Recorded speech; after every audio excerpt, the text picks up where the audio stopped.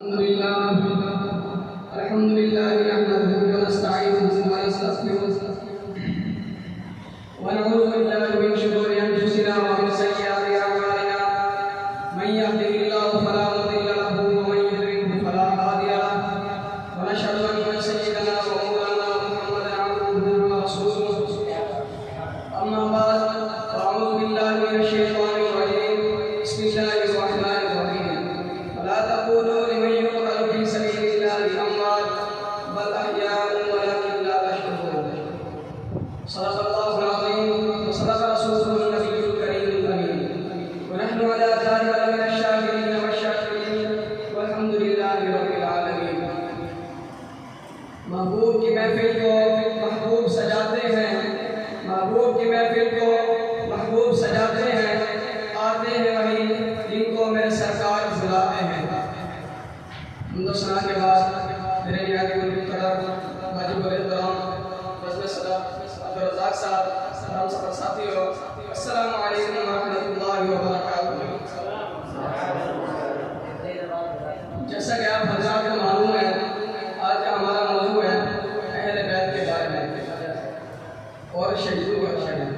اللہ تبارک و تعالیٰ نے قرآن پاک میں ارشاد فرمایا وَلَا تَقُولُوا لِمَن يُقْتَلُ فِي سَبِيلِ اللَّهِ أَمْوَاتٌ بَلْ أَحْيَاءٌ وَلَكِنْ لَا تَشْعُرُونَ.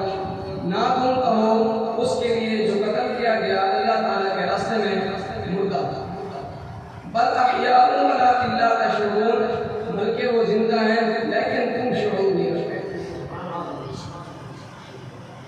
امیر المؤمنین حضرت حسن رضی اللہ تعالی عنہ کی پیدائش 15 رمضان المبارک 3 ہجری میں آپ پیدا ہوئے.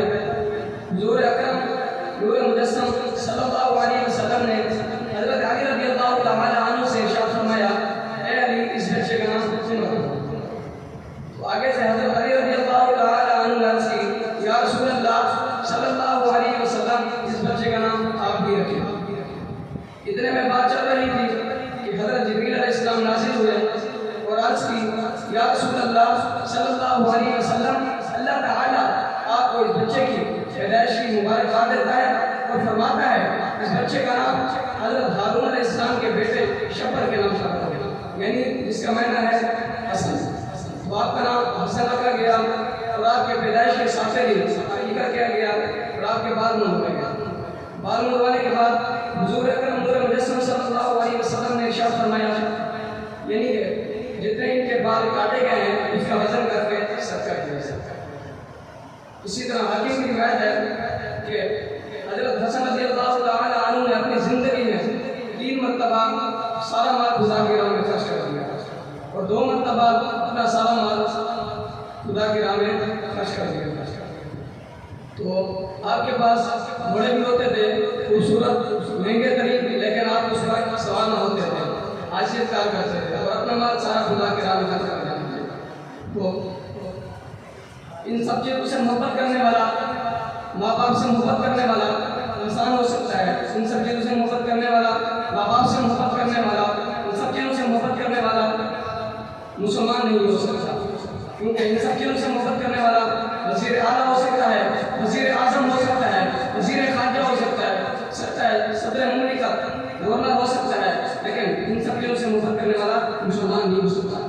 کیونکہ حضور اکرم نور مجسم صلی اللہ علیہ وسلم نے ارشاد فرمایا کہ مسلمان تب ہو سکتا ہے جب وہ مجھ سے محبت کرے گا. تو اس سے پتہ چلا حضور سے محبت کرنے سے پہلے حسن اور حسین سے محبت کرنا ضروری ہے. کیونکہ حضور نے فرمایا کہ جو ان سے محبت کرے گا وہ مجھ سے محبت کرے گا اور جو ان سے بغض رکھے گا وہ مجھ سے بغض رکھے گا، اور جس نے حضور سے بغض رکھا اس نے خدا سے بغض رکھا اور جو خدا سے بغض رکھے اس کا انجام آپ کو بنتا ہے. جیسا کہ یزید سے آپ کو ایک مثال پیش کرتا ہوں. یزید نے حضرت حسین رضی اللہ تعالی عنہ سے بغض رکھا، آپ کو دھوکے سے شہید کروایا. آج اس کا نام غالب بن چکا ہے، لوگ اس کا نام پسند نہیں کرتے. اگر کوئی شخص کسی کو پانی نہیں پلاتا تو کہتا ہے تو یزید ہے، پانی نہیں پلاتا. تو یزید کی مثال پیش کی جاتی ہے. ان سے بغض رکھا، آج تک اس کا نام 14 سال ہو گیا، اس کا نام مٹ گیا، ختم ہو گیا، غائب ہو گیا. اور جس نے اس سے محبت کی آج سے 1400 سال ہو گئے، ان کا نام آج بھی روشن ہے.